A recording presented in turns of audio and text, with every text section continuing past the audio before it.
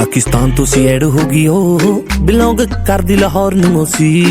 गल हैलो तो भी अगे तुर पई पहला कर दी इग्नोर मैनू सी गल कीती मैं पंजाबी च जदों कहंदी उर्दू ही मुझे आती है जदों हॉबीज दे बारे पुछया कहंदी गोली भी चलानी आती है मैं भी झट रिपल ही सट्टिया तेरे जैसी भी पटानी आती है जदों हॉबीज दे बारे पुछया कहंदी गोली भी चलानी आती है मैं भी झट रिपल ही सट्टिया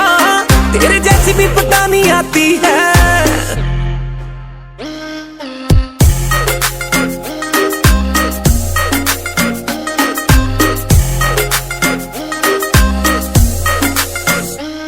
जदों पाउंदा सी मैं फोटो कोई भी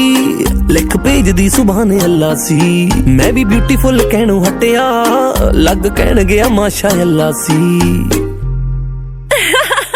जदों पाउंदा सी मैं फोटो कोई भी लिख भेजदी सुभान अल्लाह सी मैं भी ब्यूटीफुल कहणों हटिया लग कहण गया माशा अल्लाह सी टैट हुए ने ज़िबारी मंग लई टैट हुए ने ज़िबारी मंग लई कहंदी शर्म सी मुझे आती है जदों हॉबीज दे बारे पुछया कहंदी गोली भी चलानी आती है मैं भी झट रिपल ही सट्टिया तेरे जैसी भी पटानी आती है जदों हॉबीज दे बारे पुछया कहंदी गोली भी चलानी आती है मैं भी झट रिपल ही सट्टिया तेरे जैसी भी पटानी आती है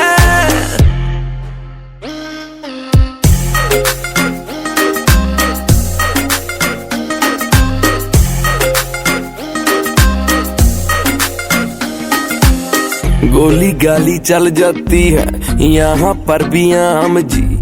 करते हैं हम खड़का दड़का रोज 6 बजे शाम जी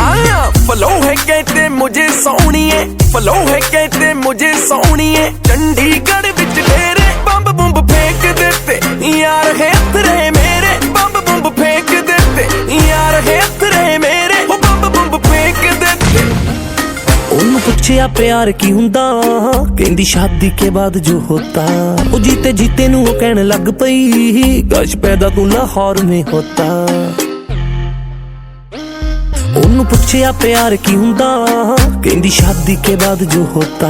ओ जीते जीते नू कहन लग पई गश पैदा तू लाहौर में होता मन कर तनू सदा नखरो मन कर तनू सदा नखरो प्यारी छोरियां पसंद आती हैं जदों हॉबीज दे बारे पुछया कहंदी गोली भी चलानी आती है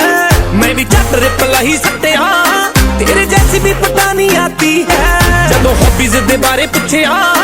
कहंदी गोली भी चलानी आती है मैं भी झट रिपल ही सट्टिया तेरे जैसी भी पटानी आती है